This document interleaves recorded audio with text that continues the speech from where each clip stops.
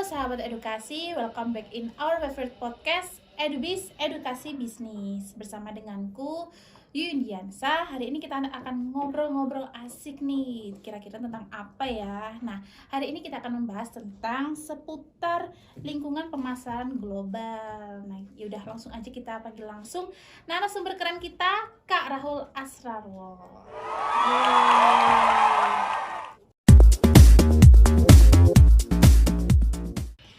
Halo Kak Rahul. Halo sahabat edukasi. Gimana nih kabarnya hari ini? Alhamdulillah baik. Oke Kak Rahul, sebelum kita ngobrol tentang topik lingkungan pemasaran global nih, jadi apa sih lingkungan pemasaran global itu? Jadi gini, lingkungan pemasaran itu para pelaku dan berbagai kekuatan yang berada di luar pemasaran yang mampu mempengaruhi kemampuan usaha atas suatu perusahaan dalam meraih tujuannya. Nah, lingkup pemasaran global itu sendiri terdiri dari 4 lingkungan. Yang pertama ekonomi, politik, hukum, dan sosial budaya gitu Kak Yuyun. Oke, jadi lingkungan pemasaran global itu kemampuan perusahaan untuk menembus pasar global ya Kak? Nah, kira-kira perusahaan apa sih yang mencakup dari 4 lingkup itu? Nah, biar sahabat edukasi lebih mudah memahami, aku kasih contoh untuk produk Samsung. Nah, Kak Yuyun sendiri pernah pakai produk Samsung nggak? Pernah Kak, dulu sih tapi sekarang udah nggak pakai. Cuman dulu itu lumayan lama lah pakai produk Samsung. Oke, nah jadi produk Samsung apa aja nih yang pernah dipakai Kak Yuyun? Kebetulan beberapa tahun lalu sih pernah pakai laptopnya ya Kak. Selain laptop itu juga pakai HP-nya juga pernah. Oke, bisa disimpulin jadi Kak Yuyun ini udah familiar banget untuk produk Samsung ya. Jadi sahabat edukasi, Samsung sendiri adalah perusahaan elektronik multinasional yang asalnya dari Korea Selatan. Dan pendiri produk Samsung sendiri itu adalah Lee Byung Chul.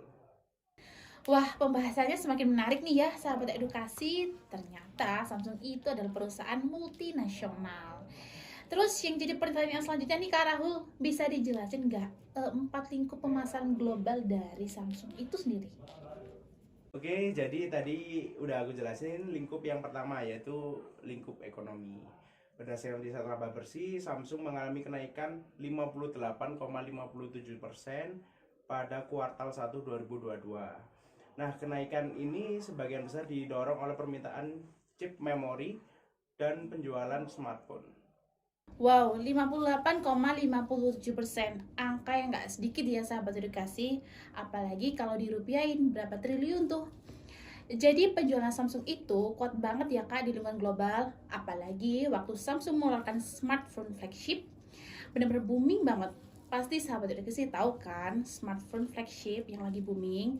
Nah, jika itu tadi di lingkungan ekonomi nih, di gimana nih Kak Rahul di lingkungan politiknya?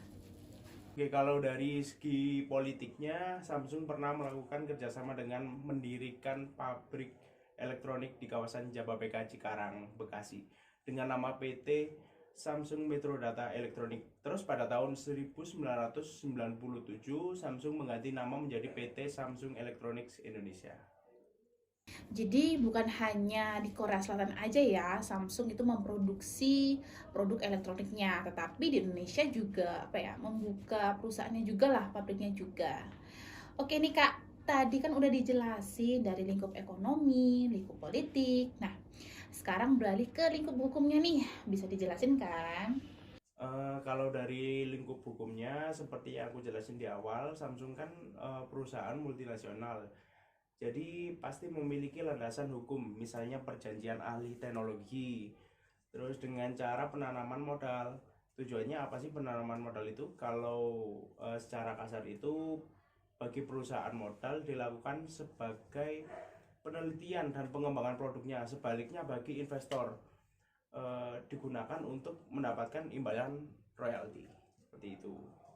Oh, jadi perjanjian ahli teknologi itu sudah diatur di undang-undang ya Kak, lebih tepatnya di undang-undang penanaman modal. Terakhir nih Kak, dari segi lingkungan sosial budayanya tuh di perusahaan Samsung itu gimana sih di pemasaran global? Oke, dari lingkup sosial budayanya bisa diambil contoh dari drama Korea. Dapat disimpulkan kalau strategi pemasaran Samsung itu membidik pangsa pasar remaja hingga parubaya yang terpengaruh oleh penggunaan produk Samsung di drama Korea gitu. Oke, jadi dari lingkungan sosial budaya tadi dapat menghasilkan pola pikir dan perilaku pengguna produk Samsung itu sendiri ya Kak. Baik, berarti dapat ditarik kesimpulan dari 4 lingkup pemasaran global tadi ya sahabat edukasi, bahwa pemasaran global itu terdiri dari lingkungan politik, ekonomi, hukum, dan sosial budaya. Dan hal itu sangat penting diperlukan dalam perdagangan internasional agar produk yang dihasilkan sangat diterima dengan baik dan banyak digemari oleh konsumen dari negara lain. Baik, udah di penghujung podcast nih sahabat edukasi. Makasih ya Kak Rahul udah hadir di podcast Sama-sama. Edubis. Nah, semoga topik kali ini bermanfaat ya untuk sahabat edukasi dan see you.